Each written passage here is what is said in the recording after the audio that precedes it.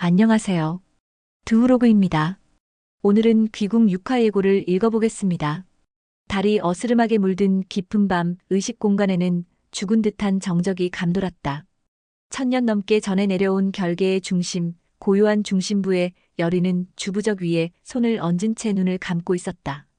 그녀의 입술은 조용히 주문을 읊조렸고 손끝에선 희미한 빗줄기가 번졌다. 강철은 그녀의 주변을 지키며 부적을 다시 고정하고 있었다.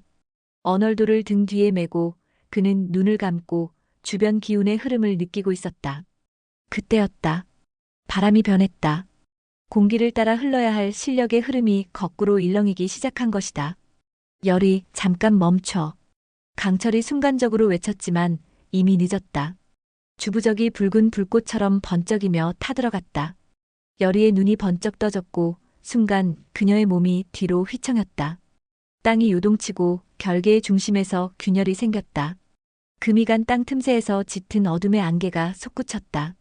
그리고 그 틈 사이로 거대한 형체가 스르륵 고개를 들었다. 팔척기였다. 그러나 그것은 강철과 열이가 알고 있던 존재보다 훨씬 더 끔찍했다. 눈은 붉게 피어 있었고 이빨은 길게 자라 있었다. 무엇보다도 팔척기의 몸 주위에는 검은 기운 외에 희미한 금빛의 파장이 얽혀 있었다. 마치 다른 존재의 힘이 주입된 것처럼. 강철의 눈이 커졌다. 풍산이다. 어둠 속에서 나타난 풍산은 긴장감 하나 없이 허리를 펴고 있었다.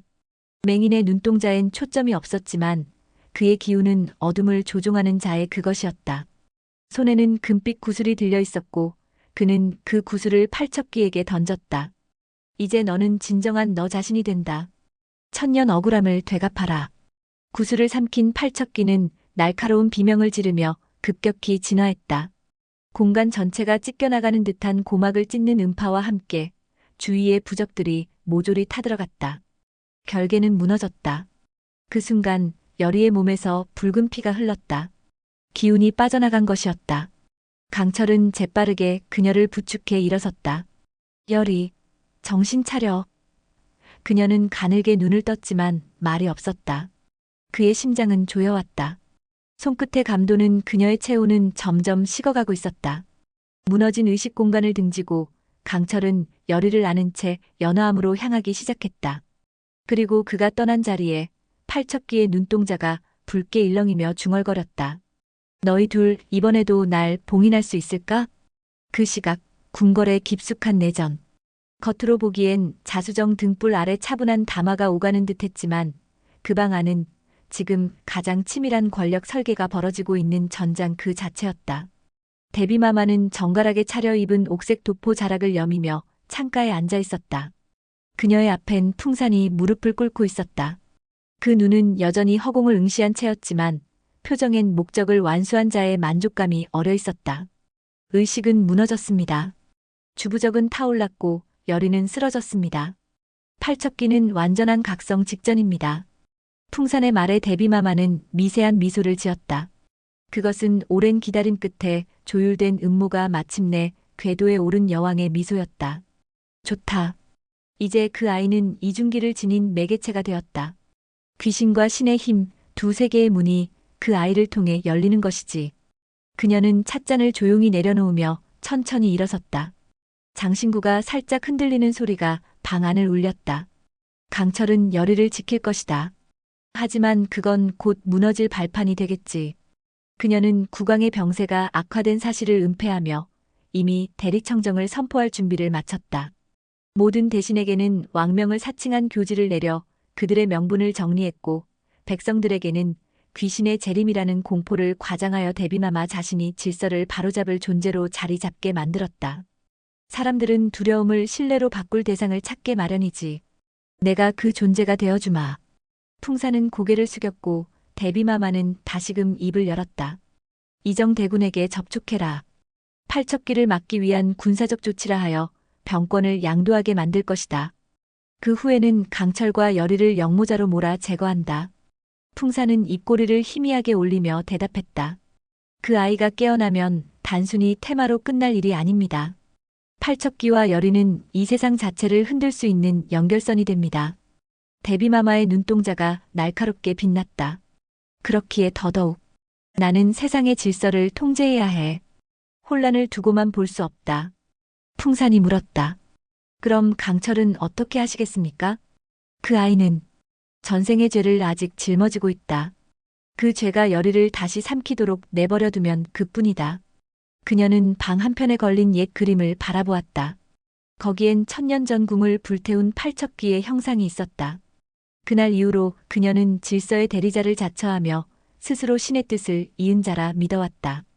나는 이 궁을, 이 나라를 지키는 자다. 피를 흘려서라도. 그 말엔 의심이 없었다. 그녀에게 있어 정의는 자신이 말하는 방향으로만 흘러야 하는 법이었다. 그리고 그 정의 아래에서 강철과 열의의 운명은 가차없이 짓눌릴 준비가 되어 있었다. 강철은 열의를 아는 채 도성을 빠져나온다. 향한 곳은 금기된 사찰 연화암. 그곳은 13년 전 강철이 인간이 되기로 결심했던 장소이자 그의 전생 윤갑의 기억을 봉인한 곳이었다. 연화암은 허름하고 외진 곳에 위치한 폐사찰이지만 밤이 되면 미세한 연기와 기묘한 냉기가 서린다. 강철은 무너진 대문을 지나 법당 안으로 조심스럽게 들어섰다. 먼지가 쌓인 목불과 사방에 흩어진 파괴된 탱화들. 시간이 멈춘 듯한 공간은 오히려 강철에게 익숙했다. 이곳은 그가 인간이 되기를 선택했던 죄의 기억이 새겨진 장소였다. 열의를 법당의 한가운데 석불 앞에 조심스레 눕히고 강철은 숨을 고른다. 그녀의 손목에는 아직 주부적의 붉은 자국이 남아있었고 이마에는 식지 않은 열이 맺혀 있었다. 그는 조심스레 그녀의 손끝을 잡고 입을 다문 채 도람을 꺼낸다. 이 도람은 그의 전생, 윤갑이 자신의 기억을 봉인하기 위해 만든 마지막 물건이었다. 도람을 열자 미약한 푸른 연기와 함께 환영이 흘러나온다. 마치 시간의 틈을 찢고 나오는 듯한 기억들. 붉게 물든 하늘, 칼과 부적이 난무하는 전장. 그 중심에는 강철, 아니 윤갑이 있었다. 그의 곁에는 열의와 똑같이 생긴 여인이 있었다. 단정한 흰옷에 짙은 눈동자. 그녀는 윤갑을 향해 떨리는 목소리로 말했다. 윤갑 당신은 나를 속였어. 그 장면은 강철의 심장을 찔렀다. 그는 천년 전 영매였던 그녀를 지키겠다고 맹세했지만 결국 팔척귀를 봉인하기 위해 그녀를 제물로 바치고 말았다. 강철은 무릎을 꿇고 눈을 감는다. 그녀는 열의의 전생이었을까? 아니면 열의는 그 죄를 짊어진 존재로 다시 태어난 것일까? 그 아이는 내 죄의 결과야. 이번에는 반드시 지켜야 한다. 환영은 사라지고 열의는 고요히 숨을 쉬고 있다. 강철은 그녀를 바라보며 속삭인다. 이젠 도망치지 않겠다. 내 운명도 내 죄도 다 껴안고 나아갈 것이다. 짙은 어둠 속 희미한 등불 하나 없이 가라앉은 연화한 법당. 고요함 속에서 열의는 천천히 눈을 떴다. 그녀는 일어나려 했지만 몸이 말을 듣지 않았다. 마치 다른 존재가 안에서 무게를 얹은 듯한 감각. 그녀는 숨을 들이쉬었고 그 순간 숨결을 타고 두 개의 기운이 서로 충돌하며 그녀의 몸을 휘감았다. 하나는 강철과 맺은 몸주신의 순백한 실력, 다른 하나는 의식 도중 팔척귀에게서 흘러들어온 사악한 기운. 음과 양, 생과 사. 두 개의 세계가 그녀 안에서 만났다. 그때 그녀는 꿈인지 환상인지 모를 공간 속으로 빠져들었다. 사방이 푸른 연기로 가득한 곳, 그 안에서 늙은 여신이 나타났다. 백발의 머리칼과 검은 눈동자, 목소리는 낮지만 강렬했다. 드디어 깨어났구나. 천년을 기다린 균형의 매개체여. 열의는 당황한 채 되물었다. 당신은 누구입니까? 나는 윤회와 조율을 지켜보는 자. 내 안의 두 기운은 이제 하나로 묶이지 않으면 결국 널 삼킬 것이다. 빛과 어둠 둘 다 받아들이거라. 그것이 너의 운명이다. 현실로 돌아온 열의는 갑작스럽게 손끝에서 열기를 느꼈다. 손바닥 위로 희미한 빗줄기와 함께 검은 안개가 동시 발생한다. 신성과 사악이 한 몸에 깃들어 있었다. 그녀는 숨을 헐떡이며 자신을 바라보았다. 나는 더 이상 예전의 내가 아니야. 그녀의 눈동자 속에는 은은한 청색과 검붉은 색이 교차하고 있었다. 이 기운은 누구도 감당하지 못할 힘이었다.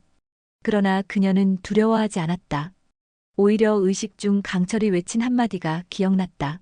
너를 믿는다. 그 말은 어둠 속 등불 같았다. 그녀는 다시 숨을 고르고 손을 쥐었다.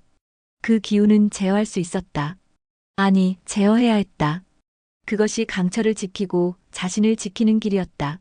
잠시 후 강철이 법당 문을 열고 들어왔다. 그녀와 눈이 마주쳤다. 그 순간 그는 멈췄다. 여리는 천천히 일어섰고 강철은 느꼈다. 그녀 안에서 깨어난 무언가가 이전과는 다르다는 것을. 여리 괜찮아? 그녀는 고개를 끄덕였지만 눈빛은 단호했다. 팔척기를 이기기 위해선 난 이 힘을 받아들여야 해. 괴물이 되더라도. 강철은 그녀에게 다가와 조용히 말했다. 그게 괴물이라면 난 끝까지 그 괴물의 편이 될 거야. 두 사람의 시선이 마주쳤다. 그 순간 거짓 없는 신뢰가 공간을 가득 채웠다. 이제 여리는 테마의 매개체가 아니라 새로운 균형을 이룰 존재였다. 궁궐에서는 영인대군 이정이 점차 깊어지는 고민 속에 빠져 있었다. 그는 오랜 시간 강철과 여리를 지켜봐왔고 팔척기 사태가 단순한 영적 위협을 넘어 궁 전체의 균열을 상징한다는 것을 알고 있었다. 그러나 데비마마는 달랐다. 그녀는 이번 사태를 정권 장악의 기회로 보고 있었고 그 흐름에 휘말리는 대신들이 늘어나고 있었다. 대신들이 모인 비밀회의에서 노예한 좌이정은 이정에게 속삭였다. 대군마마, 지금 결단을 내리지 않으면 후회하실 겁니다. 귀신보다 무서운 건 민심이요. 또 다른 신료는 말을 덧붙였다. 강철과 여리는 백성의 불안을 자극하는 존재입니다. 팔척기와 얽힌 그들 계속 두면 왕실에 해가 됩니다. 이정은 차가운 시선을 보내며 반문했다. 그럼 그들을 처단하자는 것인가? 신료들은 고개를 숙였지만 그 침묵이 곧 답이었다. 그는 입술을 굳게 다물고 회의장을 나선다. 그날 밤 그는 왕의 침전으로 향한다. 중병에 시달리는 국왕은 정신이 흐려져 있었지만 잠시 정신이 들었는지 아들을 향해 조용히 말했다. 이정아, 귀신보다 무서운 건 사람 마음이다. 그 말이 뇌리에 박혔다. 이정은 그제야 깨닫는다. 강철과 여리가 단순한 테마사도 반란자도 아니라는 것을. 그들은 이 혼란의 중심에서 무언가를 맡고 있었다. 그러나 동시에 그의 내면 깊은 곳에서 오래된 감정이 피어오른다. 질투, 경계, 불안. 왜 그녀는 그를 선택했을까? 왜 그는 늘 나보다 먼저였을까? 감정과 의무 사이에서 갈등하던 이정은 결국 결단을 내린다.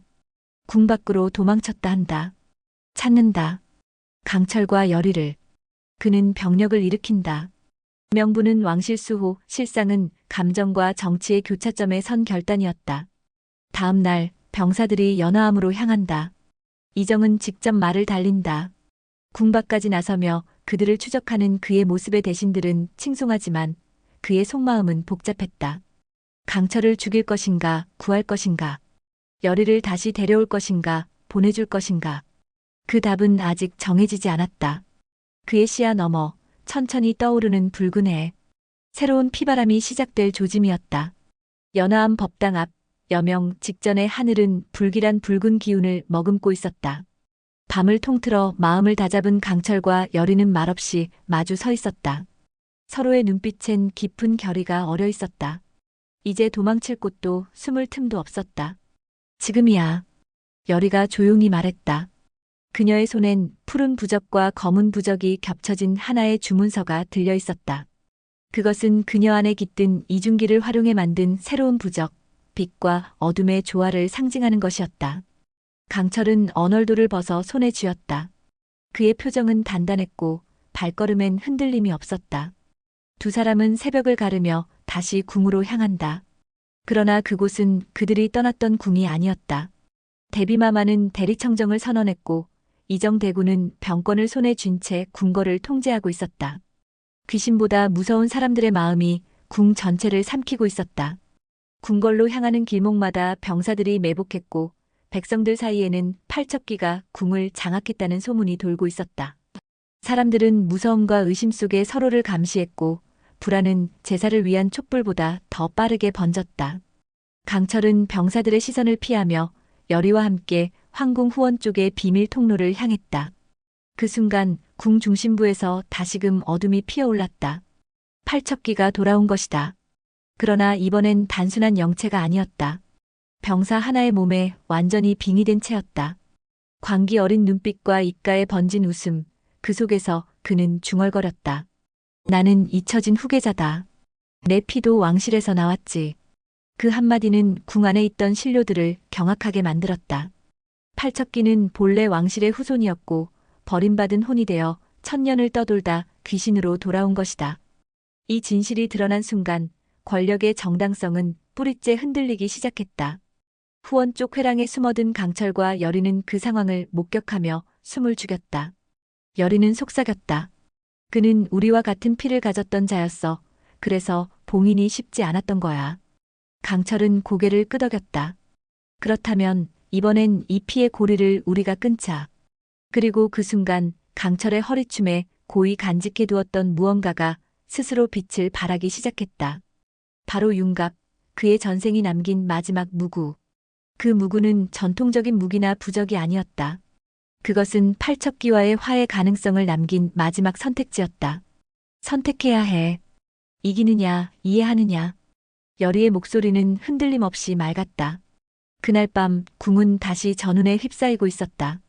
대비마마의 명령 아래 국문은 굳게 닫히고 연회장은 의문이 어둠으로 봉쇄되었으며 이정대군의 군사는 본격적으로 전투 대형을 갖추고 있었다. 그리고 후원의 그림자 속에서 강철과 여리는 마지막 결전을 준비했다. 궁의 북문.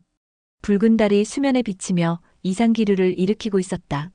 후원의 그림자 속 강철과 여리는 대치를 앞둔 두 전사처럼 무기를 손에 쥐고 있었다. 말없이 바라보는 눈빛엔 더 이상 망설임이 없었다. 여리는 손을 뻗어 자신의 심장 위에 얹는다. 그 안에서 두 개의 기운이 부딪히며 요동쳤다. 마치 서로를 삼키려는 듯 신성과 저주가 그녀의 혈맥 속을 타고 흐르고 있었다.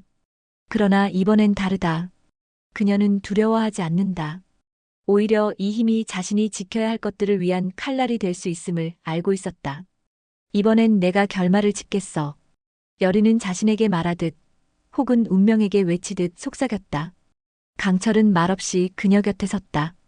그의 언얼도는 무구의 빛을 잃지 않고 있었다.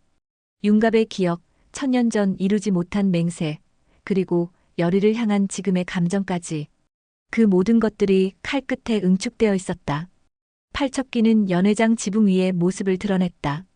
병사의 몸을 빙의체로 삼아 새하얀 복식을 찍고 나와 선 그 존재는 기묘하게도 왕족의 복장을 하고 있었다. 붉은 망토자락이 휘날리고 그가 입을 열었다. 나는 왕의 자식이었다.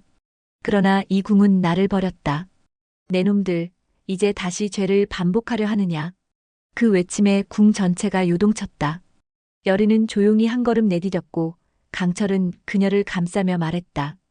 이제 우린 도망치지 않아. 끝내자, 이 죄와 벌을. 여리는 이중기의 부적을 꺼내 팔척기를 향해 펼쳐들었다. 팔척기가 날아들듯 뛰쳐나왔고 강철은 날아드는 검은 발톱을 언얼도로 받아냈다. 검과 손, 힘과 힘이 부딪히는 그 순간 시간이 멈춘 듯 고요해졌다. 그 안에서 여리는 속삭였다. 나는 너를 이해하려 한다. 하지만 받아들일 수 없는 죄는 끝내야 해. 빛과 어둠이 폭발하며 결계가 깨졌다. 그 중심에서 여리와 팔척기가 서로의 기운을 뒤엉킨 채 공중에 뜨고 강철은 마지막 무구를 꺼내 그 둘을 잇는 결연에 칼날을 세웠다. 이건 단죄가 아니다. 윤회다. 결국 그날 밤 붉은 달 아래에서 하나의 영혼은 빛으로 돌아갔고 다른 하나는 온전한 인간으로 남겨졌다. 그리고 여리는 쓰러진 팔척기의 손을 조용히 잡고 그의 눈을 감겨주었다. 그 순간 궁을 뒤덮은 어둠이 걷히고 붉은 달이 천천히 하얗게 바뀌기 시작했다. 여기까지 6화 예고를 읽어봤습니다. 재밌었다면 좋아요, 구독 눌러주시고요. 여러분은 어떻게 전개될 것 같은지 재밌는 의견 나누면 좋겠습니다.